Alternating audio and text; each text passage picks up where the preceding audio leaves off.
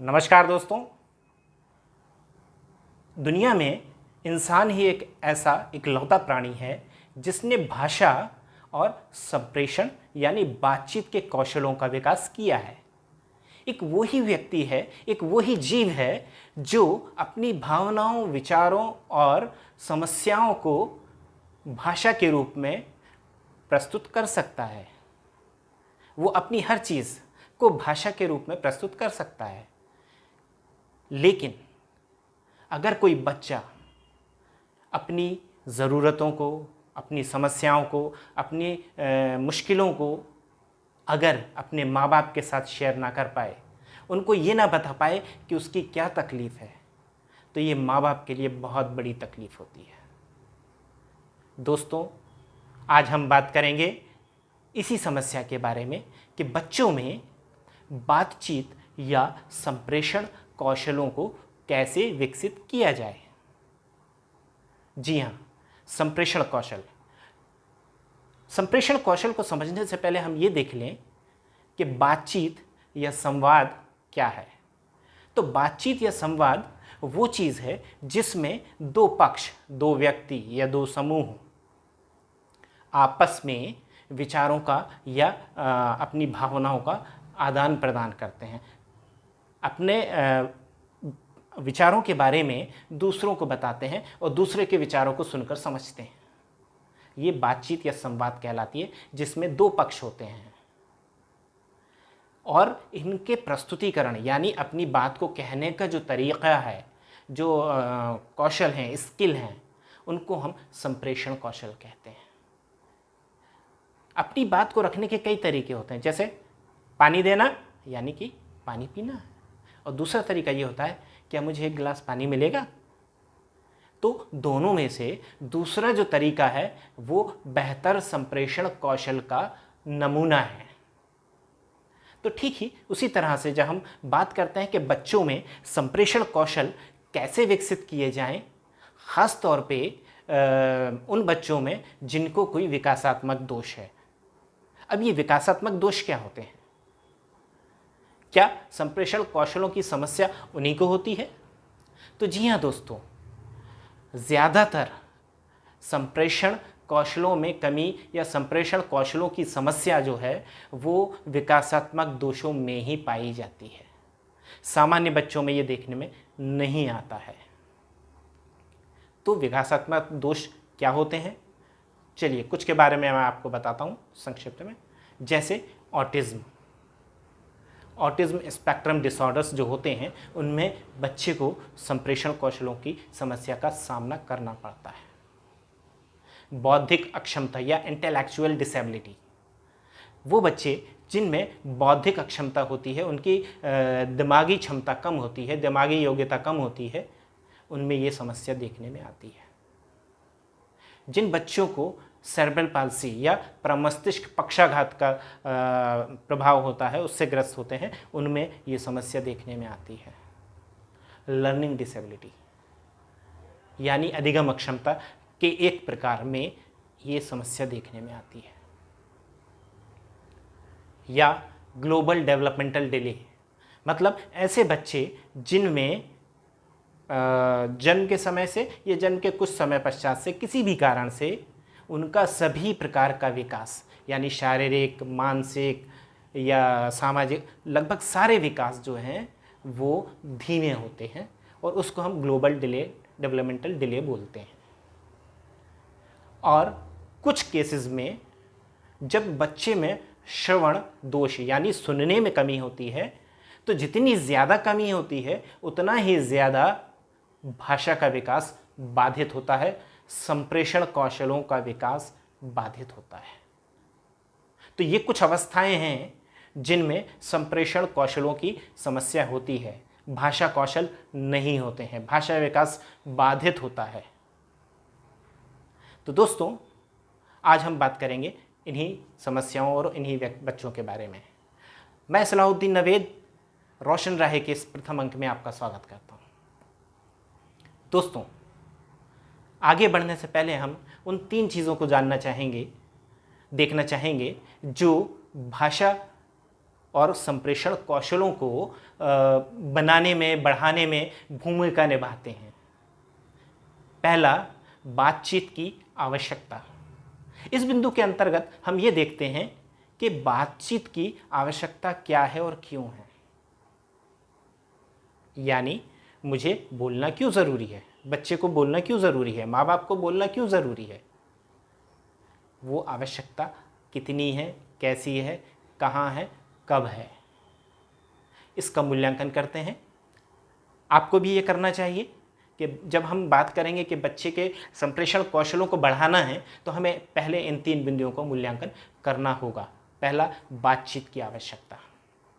दूसरा, बातचीत की योग्यता या संप्रेषण कौशलों की योग्यता। अब इसमें 2 बिंदु देखने में आते हैं। पहला, भाषा और दूसरा अभिव्यक्ति कौशल, संप्रेषण कौशल। बच्चे का भाषा विकास कैसा है, यानी वो बगैर बोले हर चीज़ समझता है, करवा लेता है और कर देता है, बोलता नहीं है, समझता सारी चीज़ें हैं। तो हम यहाँ पर ये कह सकते हैं कि बच्चे में भाषा का विकास तो है परंतु उपयोग नहीं है, एक्सप्रेशन नहीं है। वो रोटी समझता है पर रोटी मांगता नहीं है, वो पानी समझता है पर पानी मांगता नहीं है। तो बातचीत के लिए, संप्रेषण कौशलों के लिए उसकी योग्यताएं कैसी हैं, इसका मूल्यांकन करते हैं। तीसरा बिंदु, बातचीत या संप्रेषण के लिए अवसर कितने हैं। हम इस बात का मूल्यांकन करेंगे कि परिवार का वातावरण, उसके आसपास के समुदाय का वातावरण कैसा है। क्या वो बच्चे को अवसर देता है बोलने का, समझने का, समझाने का। क्या वो उसको अवसर दे रहा है, पर्याप्त अवसर, उसकी आवश्यकता के अनुसार अवसर, उसकी योग्यता के अनुसार अवसर। अगर हम बच्चे को मौका ही नहीं दें, बहुत ध्यान से समझिएगा कि अगर हम बच्चे को मौका ही नहीं दें बोलने का, खुद को प्रस्तुत करने का, अभिव्यक्त करने का, तो वो क्यों करेगा, कैसे करेगा, कब करेगा। मैं आपको एक उदाहरण देता हूँ। बच्चा सुबह उठा, रोया, माँ ने फट से उसको उठाया, अगर कुछ कराना है तो कराया, अन्यथा दूध की बोतल पकड़ा दी। बच्चे ने दूध पिया और बिस्तर पे खेलने लगा। अब 3 साल का बच्चा खेल रहा है, उठा, घूमा फिरा, जो उसको करना है वो किया उसने। 10 बजे, 2 घंटे बाद यानी 10 बजे, तो मम्मी को याद आया कि अरे इसको दूध पिलाए 2 घंटा हो गया। उन्होंने फिर से कुछ बनाया उसके लिए और बेहतरीन तरीके से ज़बरदस्ती उसको खिला दिया। वो भागता रहा, बचता रहा, चिल्लाता रहा, लेकिन माँ ने उसको ज़बरदस्ती खिला दिया। उसके बाद उसको साफ़ किया, कपड़े बदले, नहलाया धुलाया और फिर छोड़ दिया। 12 बजे फिर माँ को याद आया कि अरे भूखा हो गया होगा, उसने तो 10 बजे वो उतना एक कटोरी चीज़ खाई थी। फिर माँ उसके पीछे पराठा, सब्ज़ी वगैरह जो भी बच्चे की पसंद या माँ की इच्छा है वो उसको खिला दिया गया। 12 बज गया, 2 बजे भी यही हुआ, 4 बजे भी यही हुआ, 6 बजे भी यही हुआ, रात के 8 बजे भी यही हुआ और रात के 10 बजे भी यही हुआ। बच्चे की इच्छा या माँ की इच्छा के अनुसार कुछ भी उसको खिला दिया गया, कैसे भी खिला दिया गया। कैसे भी से अर्थात यह है कि बच्चा दूध में चावल पीस के, शक्कर पीस के माँ के हाथ से खाता है, तो वैसे ही खिलाया गया रात में 10 बजे और उसके बाद बच्चा सो गया। अब आप मुझे ये बताइए कि इस पूरे दिन भर की दिनचर्या में बच्चे को कहाँ अवसर मिला कि वो ये कह दे कि मम्मी भूख लगी है, या मुझे भूख लगी है, या कुछ खाना है, मुझे लैट्रिन जाना है, मुझे बाथरूम जाना है, मुझे नहाना है, मुझे नहीं नहाना है। हर काम एक नियमित समय पर माँ के द्वारा पूरा करा दिया गया और जब वह पूरा हो गया तो बच्चे की इच्छा या अनिच्छा का कोई प्रश्न ही नहीं उठता। ना पूछा गया, ना बताया गया। उसने कभी चुपचाप नहा लिया, कभी थोड़ा आऊँ करके नहा लिया, कभी उसने भाग गया बगैर कपड़े पहने, तो पापा ने उसके उठ पकड़ के उसको चड्डी पहना दी, उसने फिर उतार के फेंक दी। तो ठीक है, घूम रहा है, नंगा ही घूम रहा है। फिर उसने कहीं किसी कोने में शौच कर दिया, पॉटी कर दी, कोई बात नहीं, माँ आई, साफ किया, बच्चे को फिर से कपड़े पहनाए, फिर चलिए। तो इस पूरी दिनचर्या में हमें बातचीत के अवसर कहाँ थे? क्या हमने कभी बच्चे से पूछा कि क्या हुआ, क्या चाहिए? क्या कभी हमने बच्चे से ये कहा कि तुमने ये गलत किया? क्या कभी हमने बच्चे को कुछ समझने समझाने का मौका दिया? शायद नहीं। और ये 90% परिवारों की सच्चाई है। तो दोस्तों, अब हम बात करेंगे आगे उन 10 बिंदुओं के बारे में जो संप्रेषण कौशलों, बातचीत के कौशलों या संवाद के कौशलों को बढ़ाएंगे। हमने जो 3 बिंदु देखे हैं, उन 3 बिंदुओं के से जो नुकसान हैं उनको हटाएंगे, उनको दूर करेंगे और बच्चे के भाषा और संप्रेषण कौशलों को बढ़ाएंगे।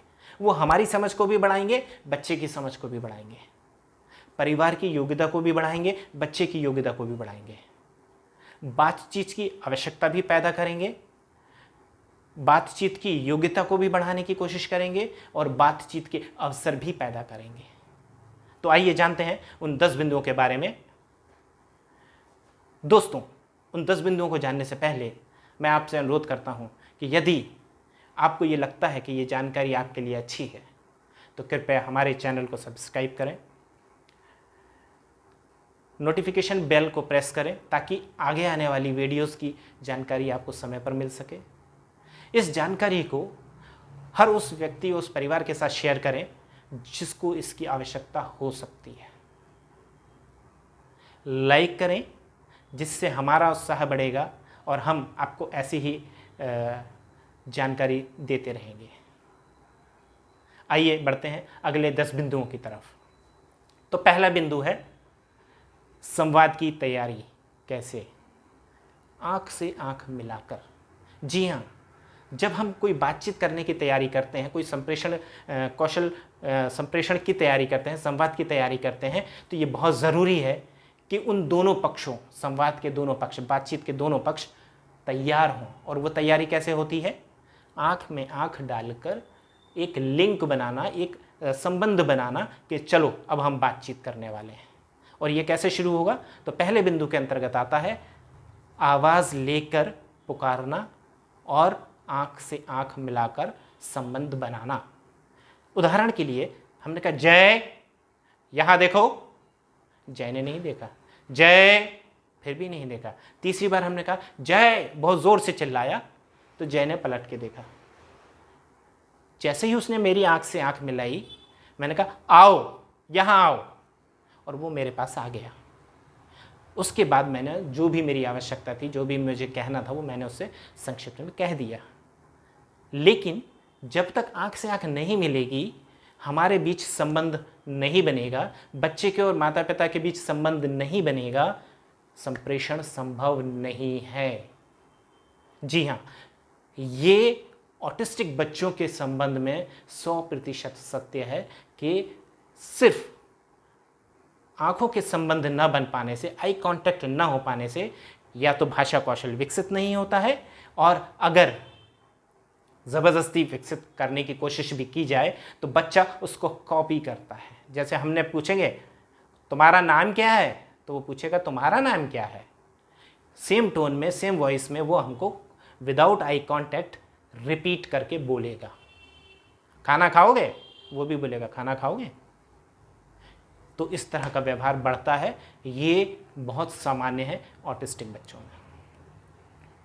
उसके लिए हमें ध्यान रखना होगा दूसरे बिंदु के अंतर्गत कि बगैर मांगे हम उसे कुछ ना दें। दूसरे बिंदु के अंदर हम चूंकि संवाद को बढ़ाना चाहते हैं, संप्रेषण को बढ़ाना चाहते हैं, तो ये बहुत ज़रूरी है कि हम उसके लिए अवसर पैदा करें, ज़रूरत पैदा करें बोलने की।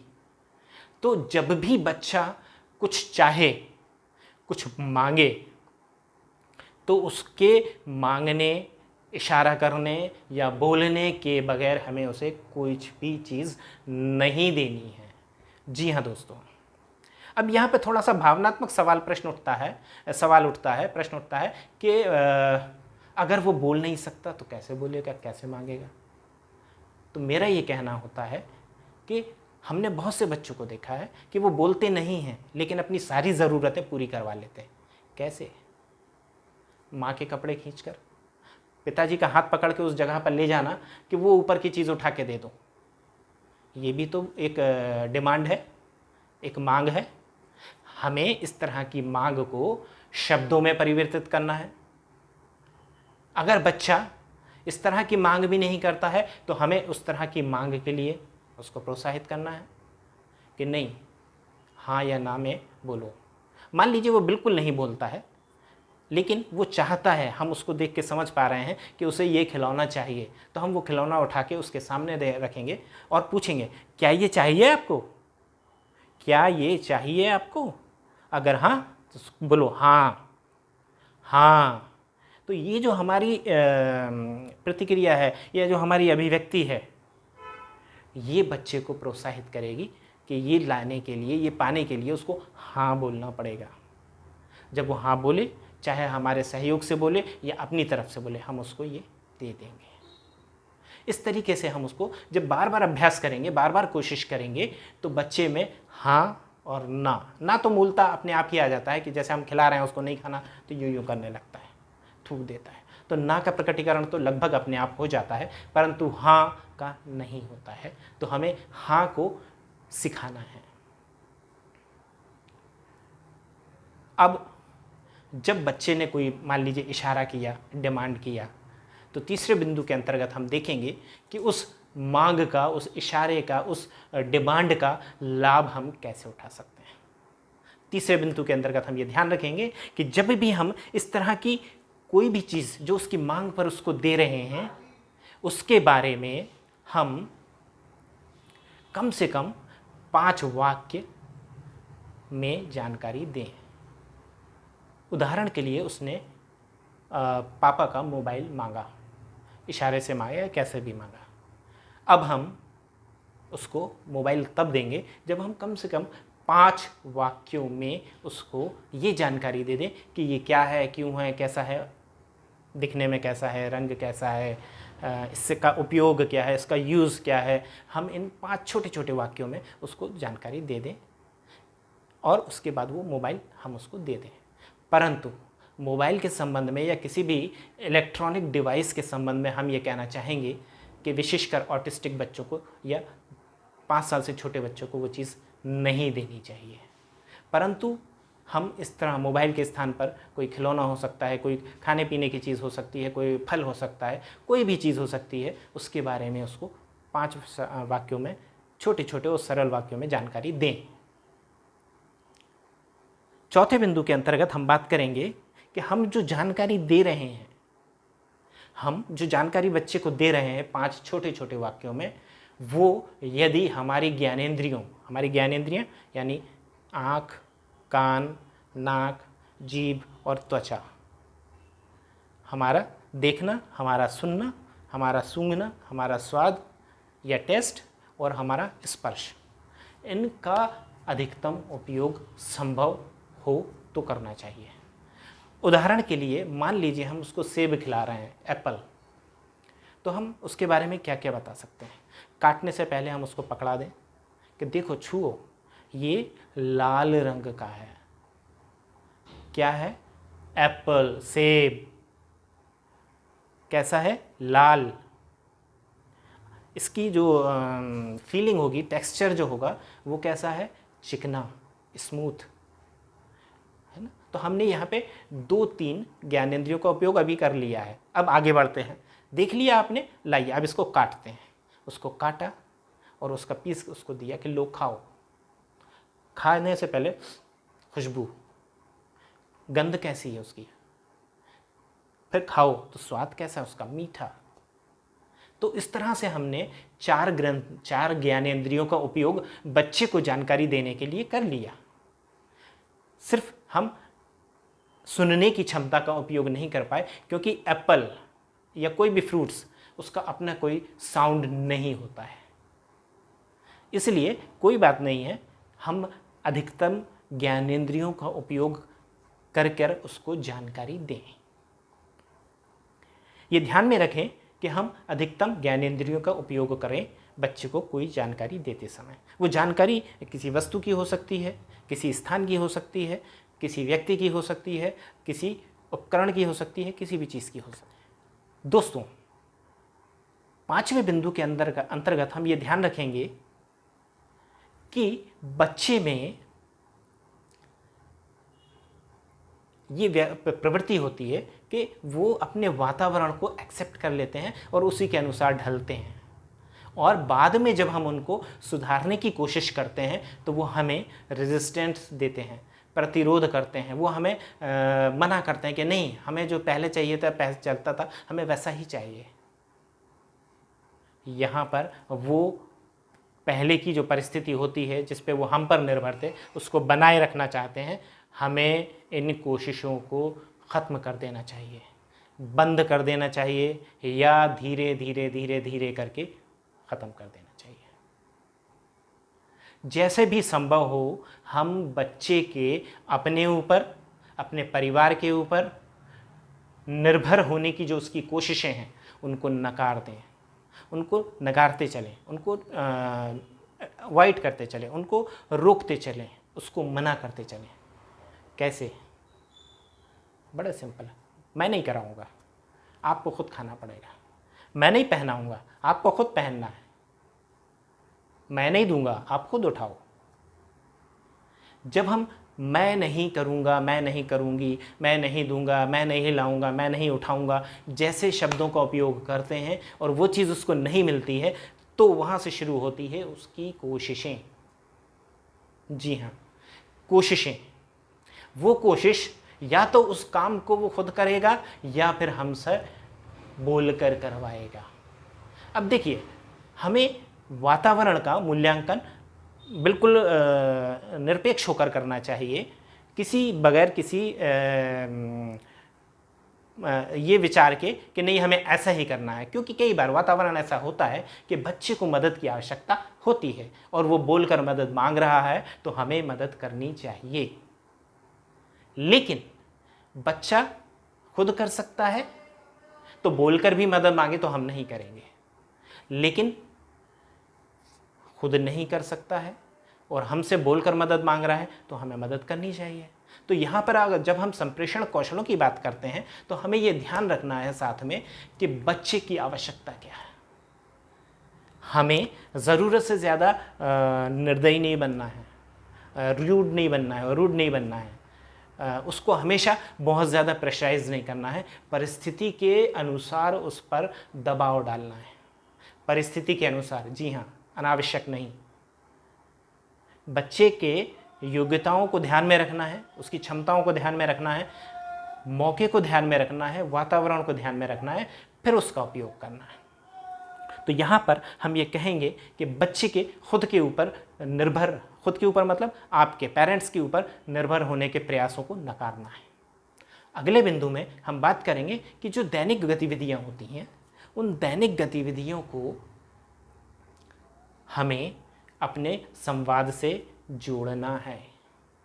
अक्सर देखा यह जाता है कि हम माँ या पिताजी या परिवार के साथ कोई भी सदस्य बच्चे के सारे काम करते हैं, परंतु उन कामों के बारे में बच्चे को कोई जानकारी नहीं होती है कि वो क्या कर रहा है, क्यों कर रहा है, कैसे कर रहा है, क्या हो रहा है उसके साथ, कोई इन्फॉर्मेशन नहीं होती है। तो अगर हम चाहते हैं कि बच्चे का भाषा ज्ञान बढ़े, संप्रेषण कौशल बढ़ें, उसको ये मालूम हो कि क्या बोलना है, कब बोलना है, कैसे बोलना है, तो उसके लिए ज़रूरी है कि वो उनके बारे में सुने, समझे। जब वो सुनेगा, समझेगा, तभी तो अभिव्यक्त करेगा। तो चलो ब्रश करना है, रेड ब्रश है आपका, वाइट पेस्ट है आपका, ब्रश करो, लेफ़्ट राइट, ऊपर नीचे, इस तरह से हम उसको अलग अलग इन्फॉर्मेशन दे सकते हैं। हर गतिविधि की अपनी एक सूचना होती है। हम ज़्यादा सूचना ना दें, पर नियमित समय तक एक नियमित सामग्री की ये जानकारी हमको देनी चाहिए। जैसे हम बात करें ब्रश की, तो ब्रश में हम 5 चीज़ें, कोई भी इन्फॉर्मेशन उसको दे सकते हैं। ब्रश का कलर, पेस्ट का कलर, दांत, स्माइल, गंदगी, वगैरह वगैरह। तो जो जो इन्फॉर्मेशन हम उसको देना चाह रहे हैं कि काम क्यों करते हैं, क्यों कर रहे हैं, इससे क्या फ़ायदा है, सारी इन्फॉर्मेशन हम उसमें 5 वाक्यों में डाल सकते हैं जो बच्चे की दैनिक जीवन की गतिविधियों से हम रिलेट करें। अर्थात जब नहा रहा है तो नहाने की बात करेंगे, जब तैयार हो रहा है तो तैयार होने की बात करेंगे, कपड़ों की बात करेंगे, जब ग्रूम कर रहा है तो तेल, क्रीम, पाउडर उसकी बात करेंगे, कंघे की बात करेंगे, खा रहा है तो खाने की बात करेंगे, बर्तनों की बात करेंगे, घूमने गए हैं तो जिस स्थान पे है उस स्थान की बात करेंगे, रास्ते में है तो सड़क, उस पर चल रहे वाहन, व्हीकल्स की बात करेंगे। तो यहाँ पर हमें उसकी दैनिक जीवन की जो गतिविधियाँ हैं उससे उसको जोड़ना होगा और उसका भाषा ज्ञान बढ़ाना होगा, ताकि वो भविष्य में जब भी उन शब्दों का उपयोग करना हो तो कर सके, उसको ये मालूम हो कि ये इसको ये कहते हैं, इसका ऐसे प्रकटीकरण होगा। अब हो सकता है जब वो यूज़ करे तो प्रॉपर यूज़ ना करे, हो सकता है, तो हमें उसको अगले बिंदु के अंतर्गत आप जान लें कि उसे इस तरह की प्रकटीकरण पर या अभिव्यक्ति पर उसको प्रोत्साहित करना है। जैसे उसने बोला दूध, अब उसने दूध बोला तो हमारी प्रतिक्रिया क्या होनी चाहिए? हमारी प्रतिक्रिया होनी चाहिए दूध का क्या पियोगे? अब उसको हाँ बोले तो आप दूध दें, ना बोले या कुछ ना बोले तो बोले, उसको बोले, प्रोत्साहित करें, हाँ बोलो। जो साथ में हैं, पति या पत्नी या दादी या भाई बहन या चाचा जो भी उसके साथ में है, वो उसको प्रोत्साहित करे कि बोलो हाँ, बोलो हाँ, तो वो हाँ बोलेगा, आप दूध दे दीजिए। जब आप दूध दे रहे हैं तो दूध का रंग, दूध का टेम्परेचर, दूध का स्वाद, वो सारी इन्फॉर्मेशन भी उसके साथ दे सकते हैं। तो यहाँ पर जब भी हम उसके साथ उसके जो जानकारी हम उसको दे रहे हैं उसके बारे में इन्फॉर्मेशन दे दें। 7वां बिंदु, जब हम कोई जानकारी लगातार दे रहे हैं, मान लीजिए हमने सोमवार से शुरू किया था जानकारी देना खाने के बारे में, खाने की सामग्रियों के बारे में, बर्तनों के बारे में, उसके आसपास से सारी चीज़ों के बारे में, और शनिवार तक हमने वो बाकायदा वो जानकारी बार बार देते रहे। अब शनिवार के दिन या सैटरडे के दिन हम उससे कुछ सवाल कर सकते हैं, जैसे क्या खाओगे, कितना खाओगे, काहे में खाओगे, कैसे खाओगे, है ना। वो कुछ जवाब देगा, कुछ ना दे, ज़रूरी नहीं है कि वो जवाब दे, परंतु अगर वो थोड़ा सा भी प्रयास करता है तो हमें उसे प्रोत्साहित करना है। इस तरह से हम ये टेस्ट करेंगे कि हम जो इन्फॉर्मेशन दे रहे हैं वो उसके मस्तिष्क में जगह बना रही है या नहीं बना रही है। ये ज़रूरी नहीं है दोस्तों कि 4 दिन में या 6 दिन में या 10 बार में वो बच्चा अभिव्यक्त करने लगे, ज़रूरी नहीं है। लेकिन हमें निरंतर प्रयास करने हैं, हमें लगातार कोशिश करनी है कि हम वो जानकारी उस तक पहुंचाते रहें। हम डेली रूटीन से इधर से उधर से जैसा भी हो उसको इन्फॉर्मेशन देते रहें, सूचना देते रहें, जानकारी देते रहें। लेकिन एक बहुत महत्वपूर्ण चीज़ है कि ये जानकारी इस तरीके से दी जाए कि बच्चे को सुनने में मज़ा आए, देखने में मज़ा आए, करने में मज़ा आए। उसके लिए यंत्रणा या तकलीफ़ जैसी चीज़ नहीं होनी चाहिए, अन्यथा वो उससे दूरी बना लेने लगेगा और वो सीखने की बजाय भागने की कोशिश करेगा। तो हमें ये कोशिश करनी है कि सिखाने से पहले, बताने से पहले वातावरण को लाइट रखें, हल्का रखें। संवाद जो है मज़ेदार होना चाहिए, ऐसा नहीं होना चाहिए कि बच्चे को मज़ा ना आए। हाँ, ये ज़रूरी नहीं है कि बच्चा हमेशा आपसे इंटरेस्ट ले, लेकिन हमारी ये कोशिश होनी चाहिए कि वो इंटरेस्ट ले, उसमें भाग ले, पार्टिसिपेट करे, उससे मज़ा ले। और जब वो इस तरह की कोशिश करेगा तो हमें 100% यकीन है कि वो आगे बढ़ेगा। जब हम बच्चे से कोई सवाल करें और वो हमको गलत जवाब दे तो हम उसको कहें नहीं ये गलत है, सही जवाब है ये, है ना। ये कई बार करना पड़ सकता है। या वो अधूरा सही आधा गलत जवाब दे तो हमें उसको करेक्शन करना पड़ेगा, उसे सुधारना पड़ेगा। और ये काम भी हम लगातार कई बार कर सकते हैं। इसमें निराश होने की, हताश होने की ज़रूरत नहीं है कि हम तो इतना बोल रहे हैं वो जवाब ही नहीं दे रहा। अपने आप को इम्प्रूव करते जाइए। अपनी जो हमें उसको जानकारी दे रहे हैं, सूचना दे रहे हैं, इन्फॉर्मेशन दे रहे हैं, उसको इम्प्रूव करते जाइए, सुधारते जाइए, सुधार लाते जाइए, उसको इंटरेस्टिंग बनाते जाइए। बच्चा आज नहीं तो कल उस पर प्रतिक्रिया देगा। हमारा देने यानी उसको इन्फॉर्मेशन देने और इन्फॉर्मेशन लेने दोनों के तरीके सही होने चाहिए बस।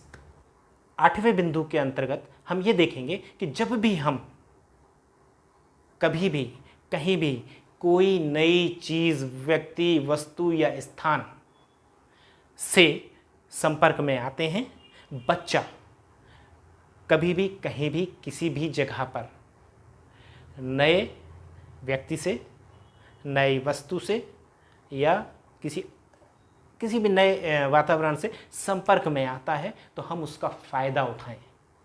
हम उसको उसके बारे में अगेन वही 5 बहुसंवेदी वाक्य बताएं। हम ये अपेक्षा ना करें कि वो उसको याद रखेगा महीनों, नहीं। हम उसको बताएं, उसको उसके जानकारी को समृद्ध करने की कोशिश करें, बढ़ाने की कोशिश करें और उसके बाद नियमित अंतराल पर उसका अभ्यास करें। अभ्यास कैसे? कि जैसे हम कल कहाँ गए थे, वहाँ कौन मिला था, हमने क्या देखा था, इस तरह के प्रश्न उसके दिमाग में उस जो संवाद हुआ था नई वस्तु, नई जगह, नए स्थान के बारे में, उसको रिकॉल करेगा और वो उसके दिमाग में बनी रहेगी। ज़रूरी नहीं है कि हम रोज़ उसको वहाँ ले जाएं, नहीं, बिल्कुल नहीं। हम तभी जाएंगे जब आवश्यकता होगी, लेकिन अगर हमें लगता है कि हम उसका लाभ उठा सकते हैं तो हमें लाभ उठाना चाहिए।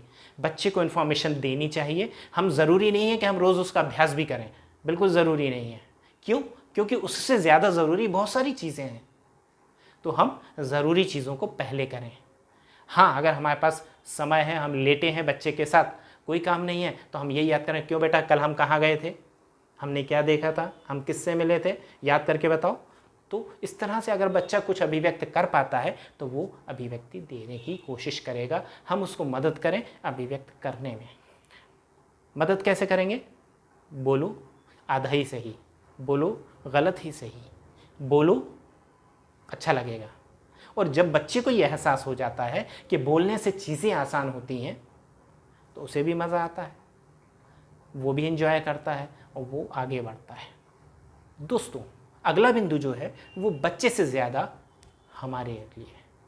9वां बिंदु हमें ये बताता है कि हम अपने प्रयासों को, अपनी कोशिशों को, अपने व्यवहार को लगातार ऑब्जर्वेशन में रखें।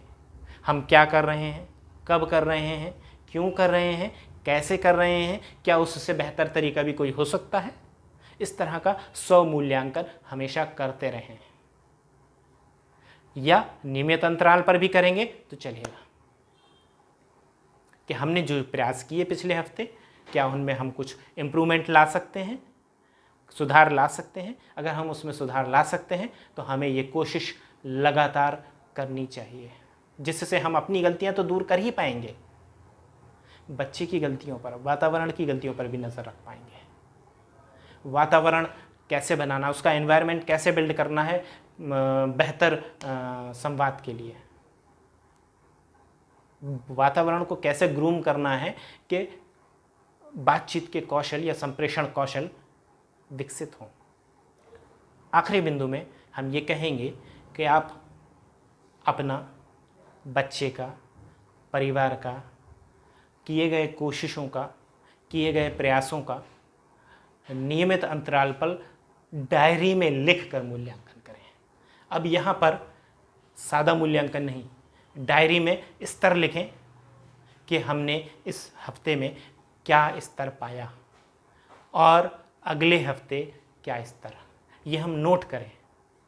हमने क्या चेंजेस किया वो भी नोट करें, हम क्या प्रयास करेंगे वो भी नोट कर लें, ताकि जो हमने लिखा है जब अगले हफ्ते हम उसको देखेंगे या अगले महीने हम उसको देखेंगे तो हम ये देख पाएंगे कि हमने जो लिखा था उसमें हमने कितना इम्प्रूवमेंट किया। जो इम्प्रूवमेंट हुआ उसमें अंतर दिखेगा। हमने जो प्लान किया था कि हम ऐसा करेंगे वो हमने किया कि नहीं किया वो भी हमको दिखेगा। और हम जब बड़ी शिद्दत के साथ, ईमानदारी के साथ मेहनत के साथ ये कोशिश करेंगे तो हमें पूर्ण विश्वास है कि बच्चे में संप्रेषण कौशलों का विकास होगा। वो बोलेगा, बढ़ेगा और अपनी बात को कहेगा। तो दोस्तों, ये थे वो 10 बिंदु जो बातचीत या संप्रेषण कौशलों को बढ़ाने में एक महत्वपूर्ण भूमिका निभाते हैं। उम्मीद है ये जानकारी आपको पसंद आई होगी। इस जानकारी को दूसरों के साथ शेयर करें, इस चैनल को सब्सक्राइब करें, लाइक करें और अपनी जो प्रश्न हैं, जो शंकाएं हैं, जो समस्याएं हैं, उनके बारे में हमको बताएं ताकि हम अपने आने वाले अंकों में उसको शामिल कर सकें। उन पर हम अगर संभव हुआ तो एक सेपरेट एपिसोड भी बना सकते हैं। दोस्तों, आपने इस अंक को बड़े धैर्य के साथ सुना और देखा, इसके लिए आपका बहुत बहुत धन्यवाद। जय हिंद।